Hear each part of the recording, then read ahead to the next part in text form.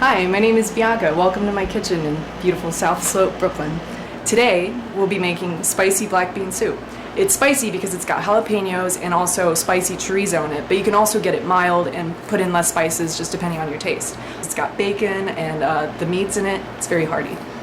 To make this soup, you need half a pound of bacon, half a pound of spicy chorizo, half an onion, or you can put a whole one if you want to, 2 limes, 1 jalapeno, 2 to 3 peppers, 2 14-ounce cans or 15-ounce cans of black beans, 1 14-ounce can of diced tomatoes, 1 small can of corn, and 2 cups of chicken broth.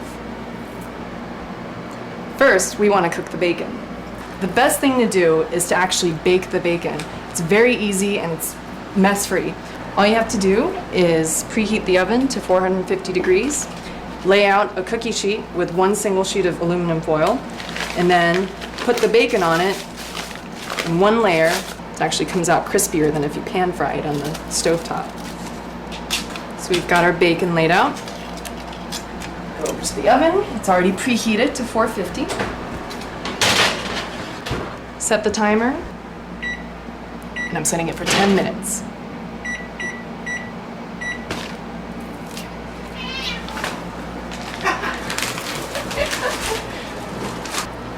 While the bacon's cooking, I'll be chopping up the chorizo and cooking it. The reason I chop it up is because you can actually cook the chorizo whole and then chop it up later, but it takes a little longer, and I kind of like the meat to be falling apart a little bit, and it's easier to do that if you pre-chop it before putting it into the pan.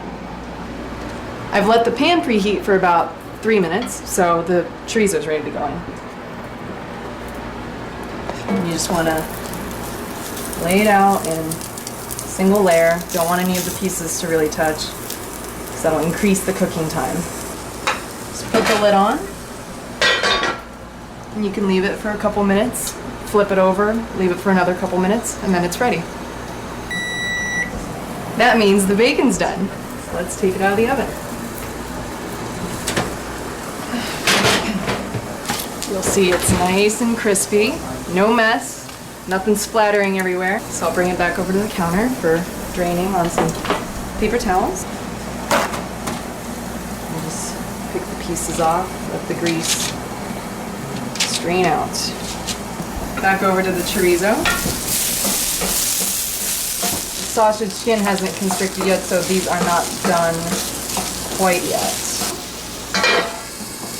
I usually chop up the vegetables and prepare them for later. Got that half onion here. This bowl here. I usually take about 1/4 of the chopped onions and put them in a blender. This is optional, but it's very good if you do this. And you'll see why later. We'll puree part of the soup. And I like to leave a little bit of the vegetables that go into the puree a little raw, because it gives the soup a little bit of zest. Alright, set that aside. I'll be chopping the green peppers. You don't want to make them too small, because otherwise they'll kind of get lost in the soup. You want some chunky parts in there. It's good to have color as well, not just the plain old green pepper. It's good to have yellow or red. It doesn't change the flavor too much. It just makes it a little more exciting to look at. Okay. So now that these are chopped, go back over to the chorizo.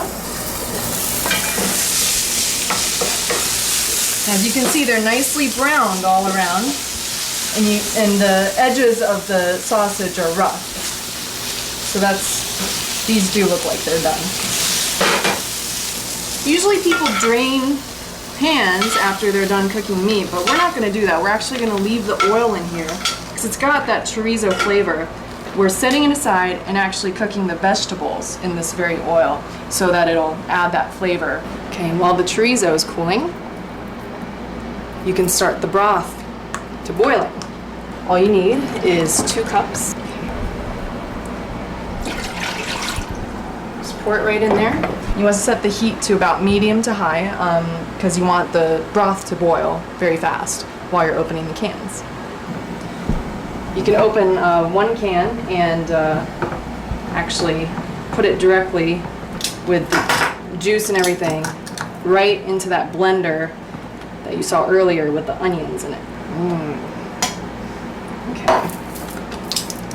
And then I'm just kind of opening these cans here to put into the broth once it's boiling.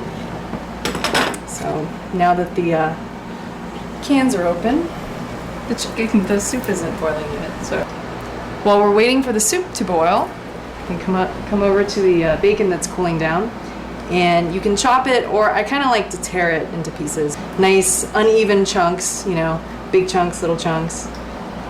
And because we baked it to crispy, this is very easy to do. Looks good. Need a little help? Huh? No, I'm okay. It's really like greasy. You just so want to get your hands on that bacon. yeah. So all the bacon is torn. Just kind of throw it all in there. We'll be doing the same with the chorizo. Just toss it right in there. Don't worry about draining these cans of vegetables. You can put all the juices in there. Once everything's in there, you just kind of want to stir it up a little bit, mix all the ingredients up. Once you add everything in, it stops boiling, the temperature comes down, so you just kind of want to leave it for a little bit. While we leave it, we'll be chopping the jalapenos. I wear contact lenses, so I learned this the hard way, but please wear gloves while you're chopping jalapenos. You'd be surprised at how the little peppers soak into your skin and affect you later in ways that you would not expect. Cut the top off, cut the end off, leave those aside, and cut about, I would say like 1/8 inch slices, just evenly. You don't have to worry about mincing it or anything. This is actually all going into the blender. See the jalapenos? Just toss them right in. The final touch with the blender, see we've got everything from previous, the onions, the black beans, jalapeno. This is a little bit solid, so it's not going to blend too easily. My little trick to do is come back over here, just pour it right over. I'll do about 2 ladlefuls for good measure. I don't really want to liquefy it to where it's completely unrecognizable, so I have it on pulse and I just sort of stop it when it looks like it's pureed good enough to where the ingredients are still a little recognizable, but it's soupy. And you want to stop it once in a while because the jalapenos, since they're on top, you want them to kind of go down into the rest of the ingredients. So we've got this puree here. Just add it right into the soup. Okay. We'll just let that simmer while we cut the limes. Okay, so you want to cut the limes. You just need to quarter them. You don't really need to make the Corona slices. All you want to do is just get the juices out and just squeeze the juices into them.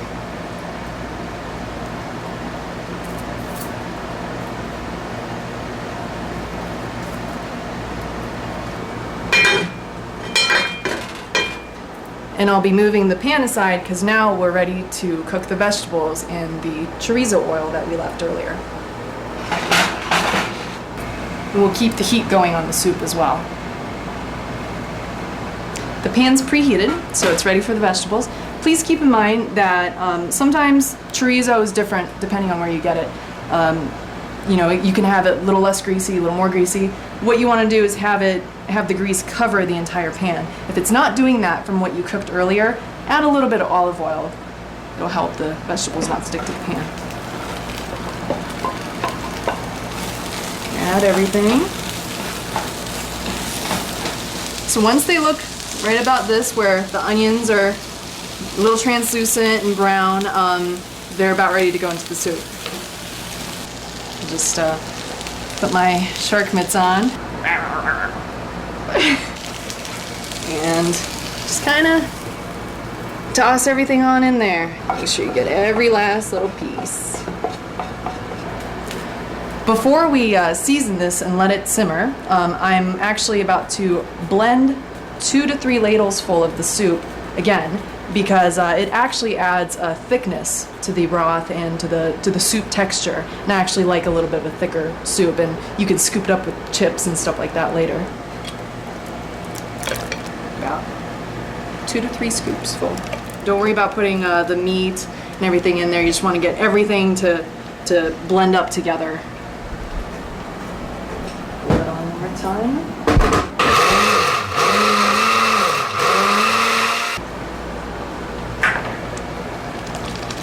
I'll be adding some seasoning to the soup before it simmers for 1 hour. I'll be adding a bay leaf, some chives, cumin, lime pepper, a little extra zestiness there, and about a little teaspoon of garlic. Now the seasoning's all added. You just want to stir it up one last time. Let it simmer. I let the heat go down to very, very low because the soup is already boiling and you just want it to be at like a medium heat for about an hour.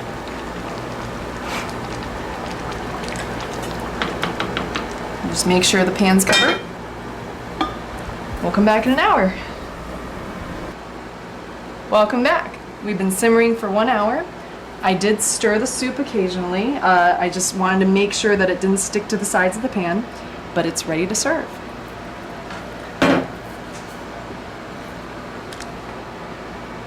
Just a couple of ladlefuls here.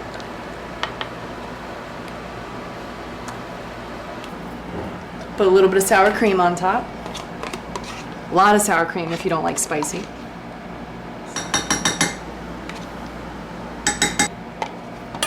And the finishing touch, some chives. Bon appetit! Great!